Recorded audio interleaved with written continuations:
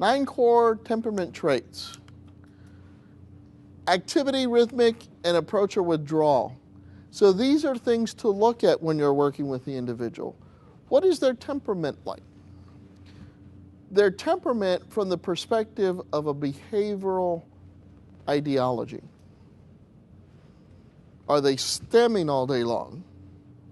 Are there certain activities that you see them engaged in that provide you with more verbal communication than others? Are they reclusive or are they not reclusive? Are they social or are they not social?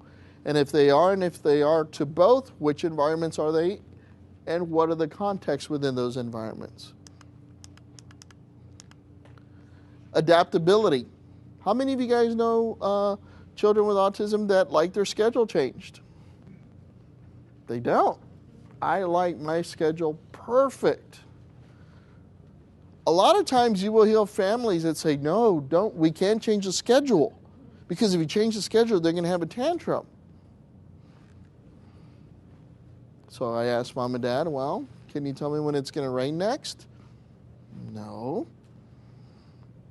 Isn't that going to change their schedule? Yeah, but that doesn't count because that's nature. What if you get a flat tire? What if somebody gets sick and has to go to the hospital? Those are schedule changes. We have to little by little systematically expose them to schedule changes so we know how they deal with them and little by little teach them that it's okay to have a schedule change. Remember, we can't always keep their schedule perfect. Intensity. What happens when you do change your schedule? When you do move that piece out of the order? When they don't get their chicken nuggets and that's all that they've eaten for 4 years? These are all true things. These are all true things. Or they only eat sugar flakes because that's the only thing they'll eat. What's the intensity if you change it? The mood. This one is the one that I find interesting. And it's not so much about their mood. It's about what is mom and dad, brother and sister's mood to them. Because that affects the individual just as much, don't you think? Sure, how we react to them is that consequence. We're reinforcing things sometimes that don't even realize it. Persistence and attention span. So you have an individual, if you look at the VB MAP assessment or the ABLES assessment, one of the things within those assessments is to test the level of attention for a preferred activity and then for a non-preferred activity.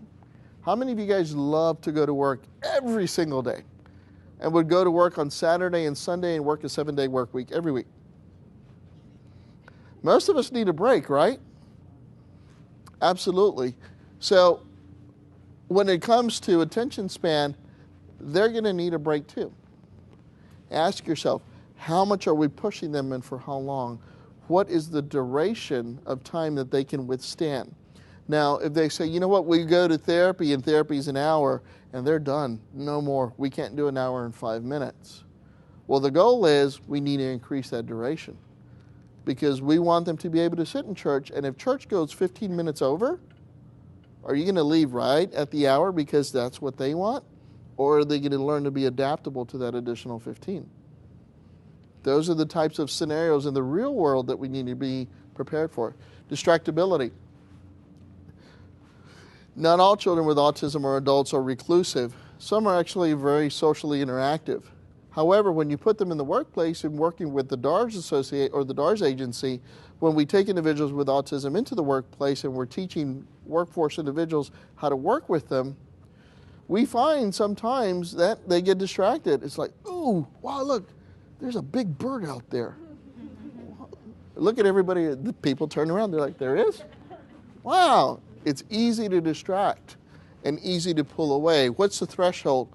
And what's the sensory threshold? Imagine if someone turned the temperature down here to 32 degrees. How many of you guys would be so excited to be here? How many of you would like, hurry up, guy, I want to go, I'm freezing. So it's about that as well. 40% generally represent easy to flexible kids. 10% difficult, active, or feisty children. 15% are a little bit reclusive, cautionary, slow to warm up. And 35 are representative of a combination of any of the three above. So again, what you're looking at is these are generalities. Every person is different. And you want to make sure that when you work with aggression in those individuals, you see the true functions and their differences.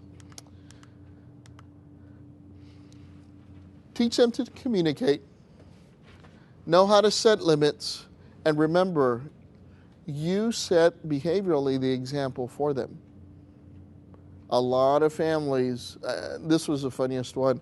I had a parent came in that says, I have problems with my child. They're verbally aggressive. I said, okay, define for me, give me the topography. What does that mean? They scream all the time. I said, okay. And then the child's sitting there, right? And the child says, I want to, and she's like, shut up! So I'm standing there going, this one's going to be easy. Yeah. So again, it's about demonstrating what you want. Give a lot of attention to what you want. Give a little to no attention to what you don't want. Give them a state of purpose to live for. Give them a purpose. And most importantly than anything, just give them a lot of love, just like we would anyone else. That's super important. These are triggers, and we'll go through these pretty quick. Adaptive behaviors are behaviors that are useful, generally considered to be inappropriate, helpful to adjust to the individual. So, sitting in the classroom, would that be a good thing? Quietly, reserved, sitting at the table. Not a bad thing at all, right? That's a good behavior. Challenging behaviors, type of behavior that is used to adjust, they also call them maladaptive. Sitting quietly in the classroom. Could that be a bad behavior? John, what's the answer? John, get up. Come here, John. Can the same behavior have different functions? But what do we always assume? Oh, they sit quietly in the classroom. They're perfect. Remember, you're looking at the function of the behavior as well as the behavior itself. So it can be the same thing but mean different things. Parental triggers, poor supervision, erratic discipline, parental disharmony, rejection of the child, low involvement, and lack of encouragement. Anybody know the divorce rate for those that have disabilities? Mid-80s. Mid-80s. It's tough. Pain, health problems, communication deficits, fear, frustration, attention or avoidance, and lack of sexual understanding. I'll just touch on that one for a real brief second. All of our little kids that are autistic and have developmental disabilities, whichever one it may be, are going to become hormonal adults. We need to really spend some quality time making sure they understand sexuality, how to protect themselves, and how not to become victims.